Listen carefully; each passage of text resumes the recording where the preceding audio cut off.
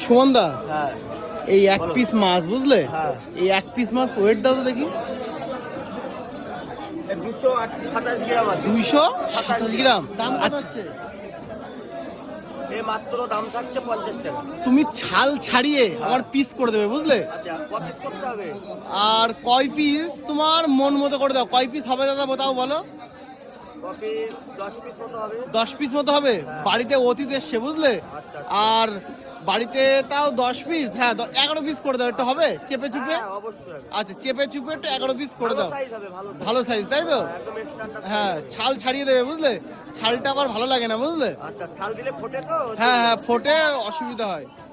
দেখো ছাল ছাড়িয়ে কিন্তু এখন পিস করে দেবে। দেখো মাছটার ওজন কত হলো দাদা? 227 গ্রাম ওজন। 227 গ্রাম।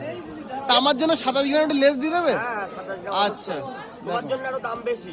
আমার জন্য দাম বেশি? হ্যাঁ। কি যে বলো তুমি। দেখো খুব এই যে সুন্দর করে- 11 পিস করতে বলেছিলে না? হ্যাঁ হ্যাঁ হ্যাঁ এই যে কেটে দিলাম। এই হ্যাঁ 3 3 6 হ্যাঁ। এর থেকে এক টুকরো করলে 12টা হয়ে যাবে। আচ্ছা, আর আর 11 পিস লাগবে, আর আমি যাব হ্যাঁ তাহলে 12 পিস। ও তুমি এক পিস এক্সট্রা বললে তাই তো।